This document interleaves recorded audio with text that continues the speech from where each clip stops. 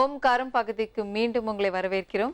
சென்னையிலிருந்து கவிதா அப்படின்றவங்க எழுதியிருக்காங்க. சுவாமிஜி, என்னுடைய பிறந்த தேதி 22/7/1990, ராசி கடகம், நட்சத்திரம் பூசம். நான் சென்னையில் வசித்து வருகின்றேன். கடந்த ஆண்டு எனக்கு நிச்சயம் நடந்து சில காரணங்களால் திருமணம் தடைப்பட்டு விட்டது. நிச்சயதார்த்தம் முடிந்தவுடன் நான் பார்த்து கொண்டிருந்த வேலையையும் ரிசைன் செய்துவிட்டேன். திருமணம் தடைப்பட்ட பின் நானும் எனது குடும்பமும் மனம் உளைச்சலுக்கு ஆளாகினோம். மன நிம்மதிக்காக மறுபடியும் வேலை தேட ஆரம்பித்தேன். கடந்த 3 மாதங்களாக வேலை தேடி வருகின்றேன். பல அலுவலகங்களுக்கு சென்று வந்துவிட்டேன். எந்த வேலையும் கிடைக்கவில்லை. என் வீட்டார் எனக்கு வேறு மாப்பிள்ளை பார்த்து கொண்டிருக்கின்றனர். அவரின் பிறந்த தேதி 25/8/1990, ராசி துலாம், நட்சத்திரம் சுவாதி. இந்த திருமணம் தடையின்றி நடக்கவும் வேலை எனக்கு விரைவில் அமையவும் நீங்கள் தான் நல்ல ஒரு பரிகாரம் கூற வேண்டும் சுவாமிஜி.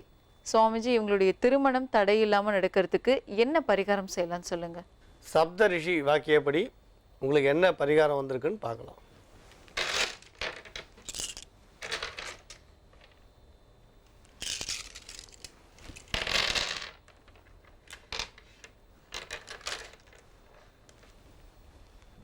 நீங்கள் என்ன காரணத்துக்காக முதல் திருமணம் தடைப்பட்டது நீங்கள் குறிப்பிடலை. இருந்தாலும் தவிர்க்க முடியாத காரணத்தால் தான் இந்த திருமணம் தடைப்பட்டிருக்கணுன்றது எங்களால் புரிஞ்சிக்க முடிகிறது. சரி, இருந்தாலும் பரவாயில்ல. கடந்த காலம் கசப்பானதாக இருக்கட்டும், நிகழ்காலம் ஒளிமயமாக இருக்கட்டும். இப்போ இந்த திருமணம் நல்லா அமையறதுக்கும் வாழ்க்கை இனிமையாக இருக்கிறதுக்கும் ஒரு மாதமும் சுவாதி நட்சத்திரம் அன்னைக்கு நரசிம்மர் சுவாமி கோயிலுக்கு போய் பானக நைவேத்தியம் பண்ணுங்கள், கல்யாணம் முடிகிற வரைக்கும். அது ஒரு விசேஷமான நல்ல பலனை கொடுக்கும். அப்புறம் ஏதாவது கோயிலில் துளசி செடி நட முடிஞ்சால் நடுங்க. நீங்கள் ஏதாவது ஒரு கோயிலில் நட முடிஞ்சால் வெள்ளிக்கிழமை அன்னைக்கு துளசி செடியை நடுங்க. எந்த பிரச்சனை வரும்போதும் நரசிம்மர் சுவாமியை பிரார்த்தனை பண்ணுங்கள். முடிஞ்சால் வருஷத்தில் ஒரு முறை அகோபியில் போய் நரசிம்மரை, நவ நரசிம்மரில் பொதுவாக 8 நரசிம்மரை நீங்கள் ஈஸியாக தரிசனம் பண்ணலாம். ஸ்தம்ப நரசிம்மர் மட்டும் கொஞ்சம் கடினம். உங்களுக்கு வாராக நரசிம்மரோ காராஞ்சி நரசிம்மரோ அகோபிலத்தில் தரிசனம் பண்ணுறது கஷ்டம் இல்லை. ஸ்தம்ப நரசிம்மர் மட்டும் கொஞ்சம் கஷ்டம். வருஷத்தில் ஒரு முறை போய் நரசிம்மர் சுவாமியை தரிசனம் பண்ணிட்டு வாங்க. கட்டாயம் உங்களுக்கு நீங்கள் எதிர்பார்த்த ஒரு நல்ல வாழ்க்கை பிற்காலத்தில் அமையும். கவலைப்பட வேண்டாம். சுவாதி நட்சத்திரம்ன்றது ஆணாக இருந்தாலும் பெண்ணாக இருந்தாலும் சுத்தமான நட்சத்திரம்னு சொல்வா. திருமண பொருத்தம் கூட சுவாதி, மகம், அனுஷம், மிருகசீரிஷம் 4க்கும் பார்க்க வேண்டிய அவசியம் இல்லைன்னு சொல்வா. அதனால் இந்த சுவாதி நட்சத்திரத்தில் பிறந்திருக்கார், அது விசேஷம்தான். வேறு எந்த பரிகாரமும் வேண்டாம். சுவாமியை நம்புங்க, பிரச்சனைகள் கட்டாயம் தீரும், தடைகள் இருக்காது. நம்புங்கள், நல்லதே நடக்கும். ரொம்ப நன்றி சுவாமிஜி. கவிதா, அவங்களுடைய திருமணம் தடையின்றி நடப்பதற்கு நல்ல ஒரு பரிகாரம் சொன்னீங்க. பார்த்துட்டு இருக்க நேயர்களுக்காகவும் நிறைய பரிகாரங்கள் இன்னைக்கு நிகழ்ச்சியில பகிர்ந்துக்கிட்டீங்க. ரொம்ப நன்றி. மங்களானி பவந்து. யோக ஆஞ்சநேயர் சக்தி பீடம், அனுமன் உபாசகர், ஜோதிட சிம்மம், திருவல்லிக்கேணி சுவாமி கண்ணன் பட்டாச்சாரியா சப்தரிஷி வாக்கியம் மூலம் உங்களுடைய பிரச்சனைகளுக்கு தீர்வு சொல்லுவார். மேஷ ராசிக்கு இது ஒரு மகிழ்ச்சியான நாள். நன்மைகள் நடைபெறுகின்ற நல்ல நாளாக விளங்கும். ராசிக்கு 9ஆம் இடத்திலும் 10ஆம் இடத்திலும் சந்திரன் உலவுகின்ற நாள். காலை 11:31 வரை உங்கள் ராசிக்கு 9ஆம் இடத்திலே இருக்கும் சந்திரன் அதன் பிறகு 10ஆம் இடமாகிய மகரத்திற்கு வருகிறது. 9, 10 ஆகிய வீடுகளிலே சஞ்சரிக்கின்ற சந்திரனால் நீங்கள் மகிழ்ச்சியாக இருப்பீர்கள், ஆரோக்கியமாக இருப்பீர்கள். குடும்பத்தில் சுப நிகழ்ச்சிகள் நடைபெறுவதற்கான அறிகுறிகள் தெரியும். முக்கிய பேச்சுவார்த்தைகள் குடும்பத்திலே நடைபெறும். குடும்பத்தில் உள்ள யாருக்கேனும் திருமணம் இப்பொழுது பேசி முடிக்கப்படும். வியாபாரத்திலே உள்ளவர்களுக்கு அதிலே அதிக லாபமும் பொருள் வரவும் கிடைக்கக்கூடிய மகிழ்ச்சியான ஒரு நல்ல நாளாக இந்த நாள் விளங்குகிறது. உத்தியோகம் வெகு சிறப்பாக இருக்கும். உத்தியோகத்தில் உள்ளவர்களுக்கு தாம் பணியாற்றும் அலுவலகத்திலே அதிக மதிப்பும் செல்வாக்கும் ஏற்படக்கூடிய வாய்ப்பு இருக்கிறது. நன்மைகள் அதிக அளவில் நடைபெறுகின்ற நல்ல நாளாக இந்த நாள் விளங்கும். ரிஷப ராசிக்கு இன்று காலை 11:31 வரையிலே சந்திராஷ்டமம் இருக்கிறது. 8ஆம் இடத்தில் இருக்கும் சந்திரன் காலை 11:31க்கு நகர்ந்து 9ஆம் இடம் சென்று விடுகிறது. ஆகவே முக்கியமான வேலைகள் ஏதேனும் இருந்தால் அதையெல்லாம் காலை 11:30 மணிக்கு மேல் செய்ய வேண்டும். 11:30 மணிக்கு பிறகு நீங்கள் செய்யும் செயல்கள் அனைத்தும் வெகு சிறப்பாக, வெற்றிகரமாக, சுலபமாக நடந்து முடியும். உங்களுடைய முயற்சிகள் அனைத்தும் திருப்தியாக நடைபெறும். நீங்கள் எதை முயற்சி பண்ணாலும் இன்றைக்கி சக்ஸஸ் ஆகும்.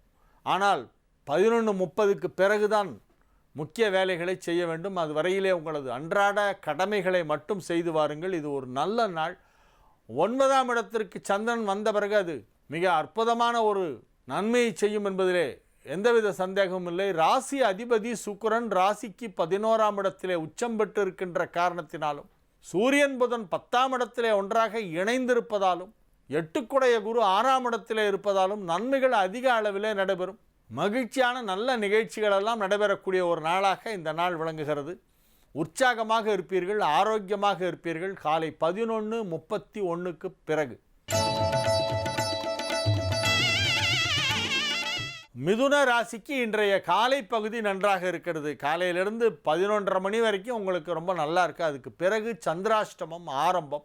8ஆம் இடமான மிதுனத்திற்கு சந்திரன் வருகிறது காலை 11:31க்கு. ஆகவே ரொம்ப முக்கியமான பேச்சுவார்த்தை நடத்துறது, இல்லை ஏதாவது பேங்க்கு போய் பணம் எடுக்கணும், பணம் போடணும் அப்படின்னா அதெல்லாம் 11:30க்கு முன்னால் முடிச்சிருங்க.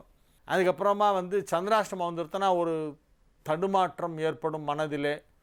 தேவையில்லாத மறதி, குழப்பம், சந்தேகம், இங்கே வச்சோமா அங்கே வச்சோமான்னு தேடிட்டுருப்பீங்க. எதையாவது எங்கேயாவது வச்சுட்டு தேடிட்டுருப்பீங்க. மனத்தடுமாற்றங்கள், மறதிகள் போன்றவையெல்லாம் ஏற்படாமல் இருப்பதற்கு நீங்கள் காலை நேரத்திலேயே உங்களது முக்கியமான பணம் கொடுக்கல் வாங்கல் போன்ற விஷயங்களை எல்லாம் முடித்து கொண்டு அதன் பிறகு சாதாரண கடமைகளை மட்டும் உண்ணுவது, உறங்குவது, வெளியே போகிறது வருது, அந்த மாதிரி விஷயங்களெல்லாம் செய்யலாம். உங்களுடைய டெய்லி ரொட்டீன் ஒர்க் மட்டும் நீங்கள் ஆஃப்டர் 11:30 பண்ணுங்கள். பிஃபோர் 11:30 முக்கியமான பணப்பரிவர்த்தனை தொடர்பான விஷயங்களை எல்லாம் முடித்து விட வேண்டும். முக்கியமான பேச்சுவார்த்தைகள் நடத்துவது கூட காலை நேரத்தில் நன்றாக இருக்கிறது. 8லேருந்து 9 முகூர்த்த நேரம். அந்த டைமில் யார்கிட்ட பேசுகிறனா ஃபோன் பண்ணி பேசி, ஏதாவது ரொம்ப இம்பார்ட்டண்ட் இருந்தால் அந்த டைமில் பேசுங்க. இன்றைய நாள் 11:30 வரையிலே மிதுன ராசிக்கு நன்மைகள் நடைபெறும் நல்ல நாளாக விளங்குகிறது. அதன் பிறகு சந்திராஷ்டமம் ஆரம்பம். கடக ராசிக்கு இது ஒரு மிக அற்புதமான நாள். ராசிக்கு 6ஆம் இடத்தில் இருக்கும் சந்திரன் 7ஆம் இடத்திற்கு காலையிலே வந்து விடுகிறது. ஆகவே ராசி அதிபதி ராசியை பார்க்கின்ற மிக சிறப்பான ஒரு கிரக அமைப்பு இன்று காலை 11:30க்கு ஏற்பட்டு விடுகிறது. 6ஆம் இடத்தில் இருக்கும்பொழுதும் கடகராசிக்கு சந்திரன் நன்மைத்தான் செய்யும். 7ஆம் இடமான மகரத்திற்கு அங்கிருந்து ராசியை பார்த்து கொண்டிருக்கும் காலத்திலும் நன்மைத்தான் செய்யும். அதிக அளவிலே நன்மைகள் நடைபெறக்கூடிய நல்ல நாளாக, மகிழ்ச்சியான நாளாக இந்த நாள் விளங்குகிறது. திருமண வயதில் இருக்கும் கடகராசிக்காரர்களுக்கெல்லாம் இப்பொழுது திருமணம் நிச்சயமாகும். கடகராசி இளம் ஆண் பெண் அனைவருக்கும் திருமண பிராப்தம் இப்பொழுது வெகு சிறப்பாக இருக்கிறது.